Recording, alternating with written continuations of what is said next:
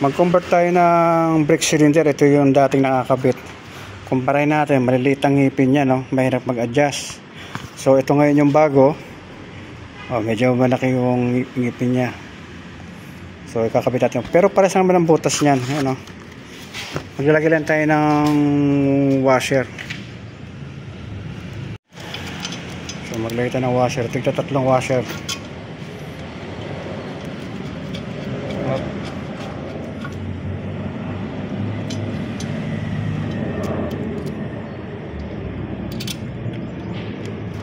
Parang ano siya, spacer para umangat lang yung yung cylinder. Ito yung isa, yung finished product gawa na. So ganyan may itsura niya.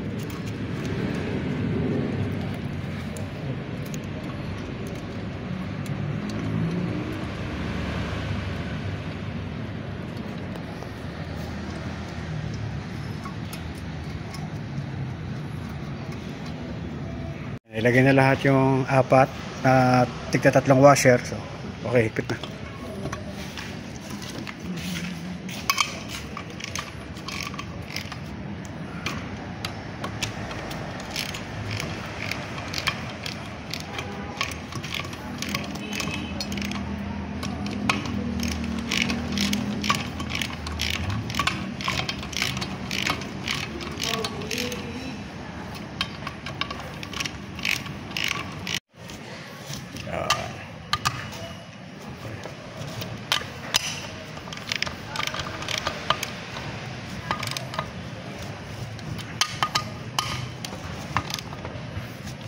So tapos na, nahipitan na. So ito yung itsura niya ngayon.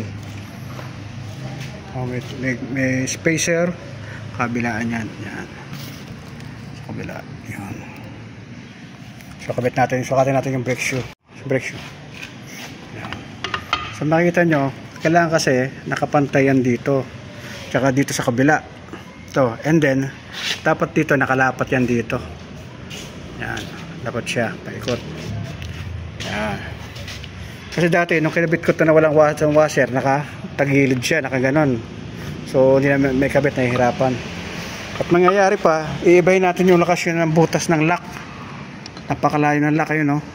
Ito yung lock. So nandito yung niya, yung butas. Ito. So dito dapat bubutasan natin yung panibago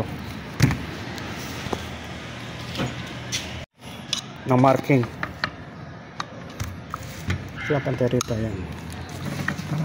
Isang bagsak lang, ha. Isang bagsak lang. Yan, kabila, ganun din. Malapit, sir. Butas na. Pwede na siguro yan. Hindi, yung isa malayo. Malapit. Pag binutasan ko yan. Wala. Hindi siya.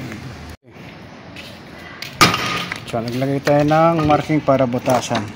So, ito yung marking niya. Yun. Okay, bare na. Butasan.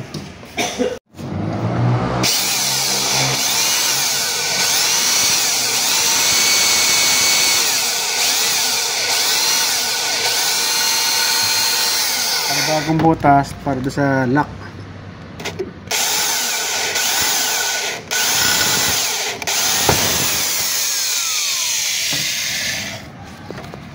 So dito naman sa kabila.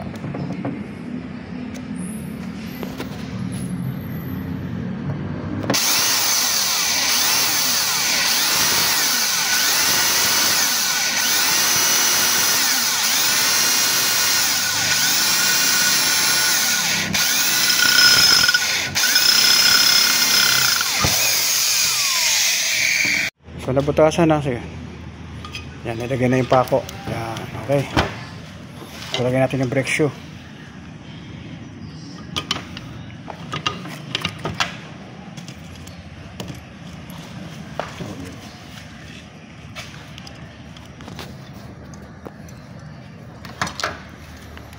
Pako.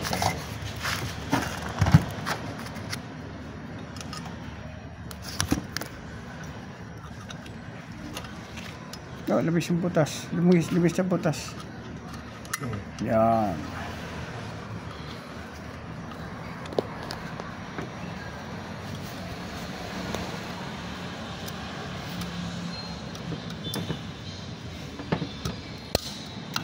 Okay. So yung spring naman.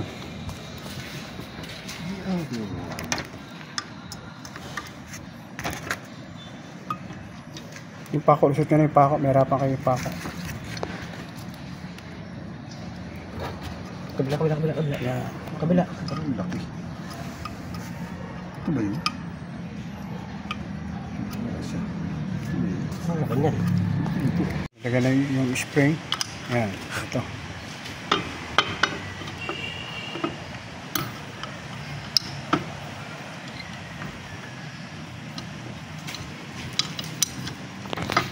Konting angat lang yan. Yan.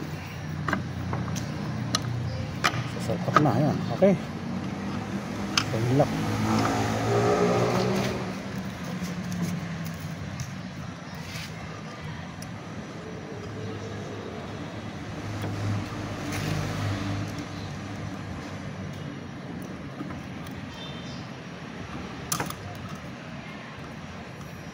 Baka sumobra yung butas ah. Umambot yung spring. Lambot? Hindi sa akin yan.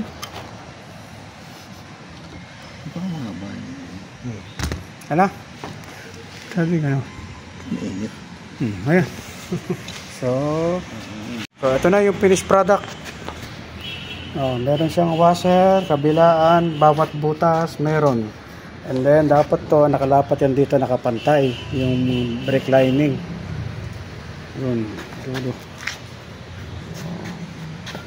Okay. Conversion ng ano. Ito yung original na brake cylinder. So kinonvert natin sa ibang brake cylinder kasi medyo may kamahalan to. Halos triple ang presyo. So itong ginamit natin, pwede naman. Ang Isuzu